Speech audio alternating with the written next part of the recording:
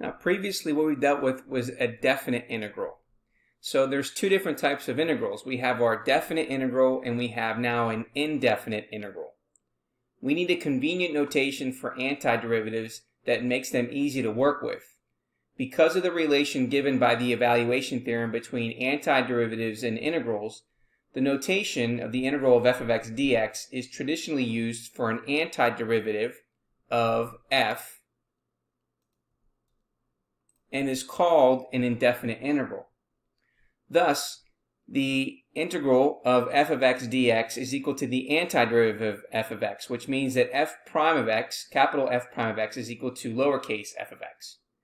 Now, you should distinguish carefully between definite and indefinite integrals.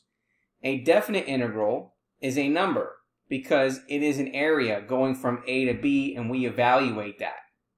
Whereas an indefinite integral is a function or family of functions. We don't evaluate it because we don't have an upper and lower limits. So there are two different types of integrals, and it's very important to distinguish between the two.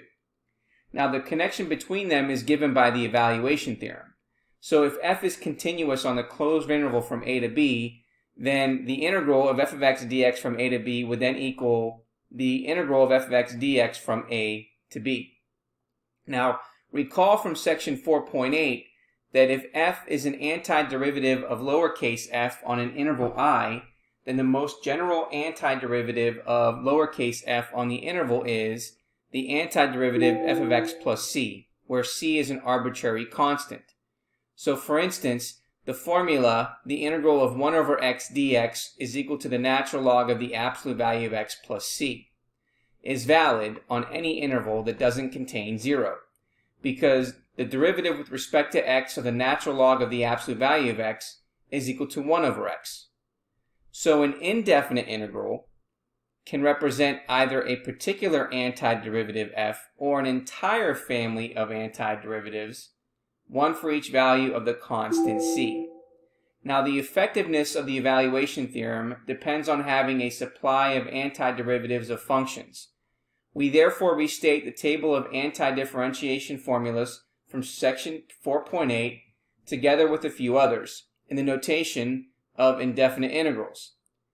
Any formula can be verified by differentiating the function on the right side and obtaining the integrand. So for instance, when we took the integral of secant squared dx, the antiderivative was equal to the tangent x plus c, because the derivative with respect to x of the tangent x plus c was equal to secant squared x. So here are a table of integrals that you want to keep handy. Okay, so again, here are some of the properties that we've dealt with. Okay, so we have our table of integrals. So make sure you keep those handy for yourself as you're going through the examples and the homework.